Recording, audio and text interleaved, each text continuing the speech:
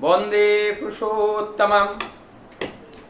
कली युग की शुरू और कली युग की समाप्ति कब और कली युग ही क्या है, इस बारे में परमदयाल श्री ठाकुर अपने भक्त लोगों से बातचीत करते हुए कहते हैं कि कली का अर्थ ही है कालिमा, कलुषित, जहाँ पर सत्य की राह को छोड़कर असत्य की राह को पकड़ लेते हैं, वहाँ पर कली आकर के वास करते हैं।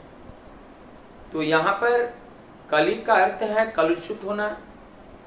समाज में हम देखकर कैसे कह सकते हैं कि आज की समाज कलुषित है? आज हम स्पष्ट रूप से देख पाते हैं, आज समाज में जो वर्णन कलयुग का किया गया, सारे वो स्पष्ट रूप से आज रचा हुआ है। ये बताए गए थे, हर पग पग पर दुकानें होंगे, जगह जगह पर बाजार होगा, सम्मानी व्यक्ति जो होंगे उनका इज्जत नहीं मिलेगा, बेईमानों का बोलबाला होगा, हिंसक कुसंग करने वाले व्यक्ति थोड़ी देर के लिए सही, लेकिन उनकी दबदबाव भी ज़्यादा होगा। अपने बड़ों का सम्मान घटेगा, संतान अपने माँ बाप का सम्मान नहीं करेगा, बेटे अपने माता पिता का सेवा नहीं करेंगे, इस तरह के। और जब शादी हो जाएगी, होने के बाद वो अपने परिवार से उनका रिश्ता टूटेगा और उनका मुख्य रिश्ता अपने ससुराल से जुड़ेगा। इस तरह से अनेकों वर्णन हम लोग कलयुग में देखते हैं। सास बहू की जो लड़ाई और जो मन मिटाव, परिवार के एक दूसरे व्यक्ति के प्रति जो दुष्भावनाएं, ये सारी चीज़ गहराता जाएगा। अर्थात यहाँ पर एक चीज़ की कमी दिखाई देने लगेगी और वह है प्रेम। जहाँ प्रेम की अभाव होती है, वहाँ पर इस तरह के लड़ाई झगड़ा, ये सारी चीज़ होने लगते हैं। तभी एक बार प्रभु जीसस ने बताए थे, क्या बोले थे? उन्होंने कहा, जानते हो, पीटर को कह रहे थे, मेरा आगमन इस बार क्यों है?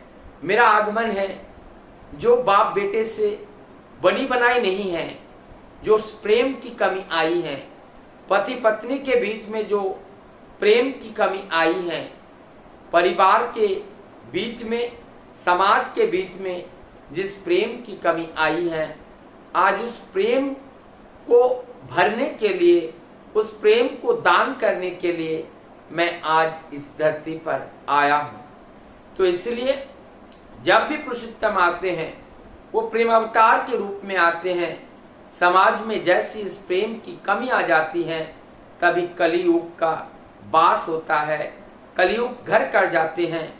और जब इस प्रेम को पूरा करने के लिए प्रेममय एक पुरुष का आविर्भाव होता है, और वही महामानव आकर के प्रेम का एक प्लावन सा ला देता है, और जिसे पाकर पुनः खोया हुआ जो ये प्रेम है, खोया हुआ जो रिश्ता है, वो सब वापस पाते हैं।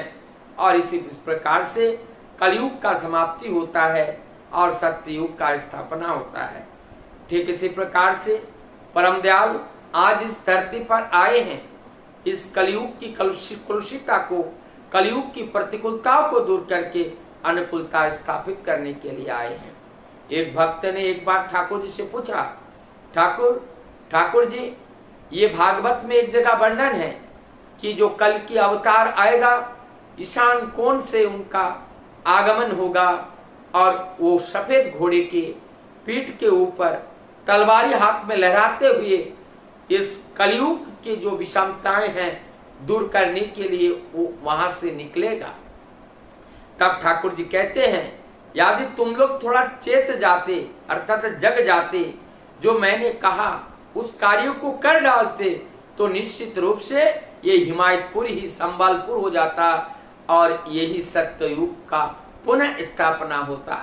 तो जरूरत है हम सबको जागने की, परमपिता की उस वार्ता को हम अपने माथे पर लेकर के इस शरीर से उस परमपिता की इच्छा को मूर्त करने का प्रयास जब हम करेंगे, निश्चित रूप से कलुषित दूर होगी, अंधकार दूर होगी, कलयुग की कालिमा मिटेगी और नव रूप से नए ढंग से एक प्रेम प्रीति से भर जाएगा समाज में, परिवार में और व्यक्ति के अंदर जो प्रेम शून्य हो चुका है हृदय, वो हृदय पुनः एक बार प्रेम से भर जाएगा और आपस में वो सौहार्द, वो भाईचारे पुनः वापस आएगा और जिससे सत्य युग का स्थापना होगा, कलियुग का दूरीभूत होगा और नव जागरण होगा, नव चेतना होगा और एक आनंद का एक परिवेश होगा और सबका खोया हुआ वो जीवन वापस पाएगा।